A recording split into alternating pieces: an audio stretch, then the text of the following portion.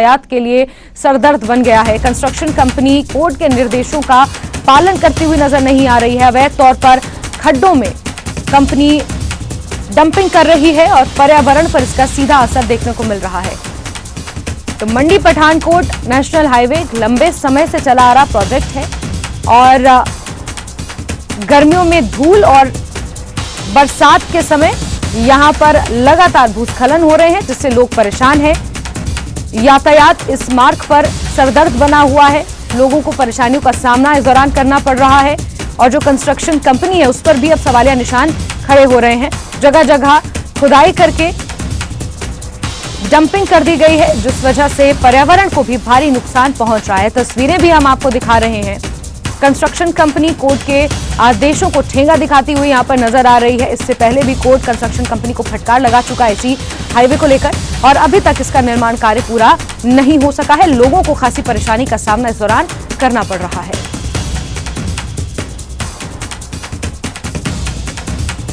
विचित्र हमारे सहयोगी ज्यादा जानकारियों के साथ इसी खबर पर जुड़ गए हैं। विचित्र, ये मंडी पठानकोट हाईवे है, ये लंबे समय से इसकी कंस्ट्रक्शन चल रही है लेकिन कंस्ट्रक्शन पूरी नहीं हो पाई है। गर्मियों का आलम यह होता है कि धूल से आसपास के गांव के लोग परेशान होते हैं और बरसात का आलम यह है कि हर जगह कीचड़ ही कीचड़ नजर आ रहा है। विचित्र,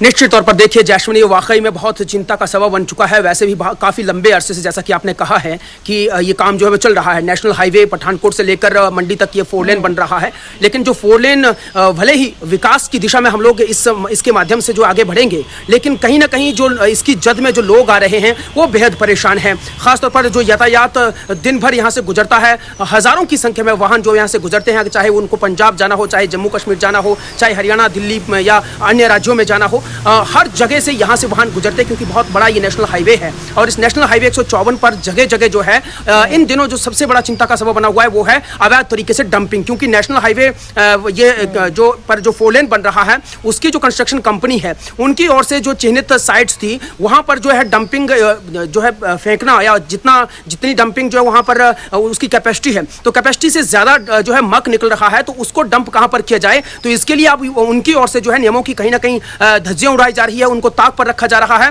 बाकायदा इस पर जो है संज्ञान जो है खुद पूर्व में शहरी विकास मंत्री रह चुके और धर्मशाला से विधायक सुधीर शर्मा ने भी लिया है। उन्होंने भी जो है इसकी बाकायदा एक वीडियो वायरल किया है, वीडियो जारी की है और साथ ही साथ एक प्रेस विज्ञप्ति के माध्यम से जो है एक बयान जारी किया है जैस्मिन। और उन्होंने कहा है कि इसकी वजह से जो है ना केवल वाहनों की आवाजाही को, ना केवल उन गाँव के लोगों को जो लोग इसके नजदीक बसते हैं, बल्कि जो पेयजल स्रोत है हमारे वो भी दूषित हो रहे हैं और वन संपदा को काफी ज्यादा नुकसान हो रहा है। इसके साथ ही साथ ग्लोबल वार्मिंग पर ज्यादा जो ग्लोबल वार्मिंग हो रही है या ग्लोबल पर जो असर पड़ रहा है इस तरह के कार्यों से, वो काफी ज्यादा देखने को मिल रहा है। तो कहीं ना कहीं बड़ा सवाल ये उठ रहा है कि आखिरकार जो है इस तरह से ये तमाम कार्य जो एक तो जिसको तेजी से चलना चाहिए था, जल्द से जल्द ही काम जो है वो पूरा होना चाहिए था, वो पूरा नहीं हो पा रहा है। दूसरा जो है वो अवैध डंपिंग जगह जगह की जा रही है, मक जो है इन खड्डों नदी नालों में फेंका जा रहा है, जिसकी वजह से पेयजल स्रोत दूषित हो रहे हैं, वन संपदा को काफी नुकसान हो रहा है। तो बहुत सारे सवाल इस वक्त जो है वो उठ रहे हैं जैस्मिन। बिल्कुल विचित्र, और कोर्ट ने भी इस पूरे मामले पर इंटरवीन किया है और पहले भी कोर्ट फटकार लगा चुका है और एक बार फिर ये जो कंस्ट्रक्शन कंपनी है ये कोर्ट के आदेशों का पूरे तरीके से उनका पालन करती हुई नजर नहीं आ रही है और कंस्ट्रक्शन कंपनी के ऊपर भी अब सवाल खड़े हो रहे हैं। विचित्र,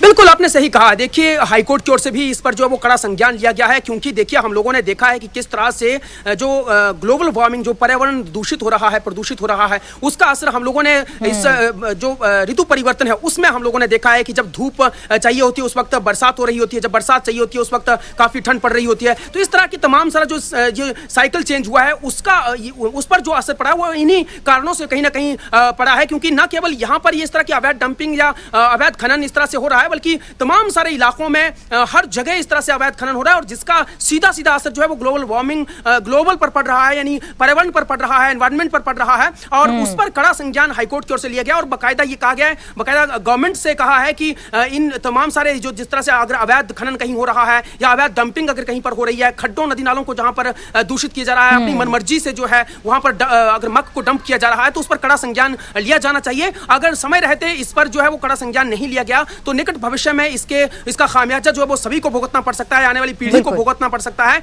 इसलिए जो है आज सजग रहने की बहुत जरूरत है। यही बात पूर्व शहरी विकास मंत्री सुधीर शर्मा ने भी कही है कि अगर आज नहीं जागा गया, और खुद सरकार से भी उन्होंने अपील की है कि इस पर एक कमेटी का गठन होना चाहिए और इस पर यह जांच की जानी चाहिए। बिल्कुल विचित्र। और मैं तो ये कहूंगी कि जो जमाने हो गए इस हाईवे को, क्योंकि मंडी पठानकोट से होते हुए ये हाईवे बनाया जा रहा है और न जाने कितने सालों से हम यही देख रहे हैं कि हाईवे तैयार हो रहा है, हाईवे तैयार हो, लेकिन अभी तक इस हाईवे पर किसी तरीके का कोई देखा जाए तो बड़ी डेवलपमेंट नहीं हुई है और कहीं ना कहीं पर्यावरण को इस वजह से खासा नुकसान हो रहा है। विचित्र, फिर भी आप नजर बना के रखें, संभव हो तो कंस्ट्रक्शन कंपनी के लोगों से जरा जवाब भी तलब करें। लेकिन फिलहाल के लिए तमाम अपडेट्स के लिए आपका बहुत बहुत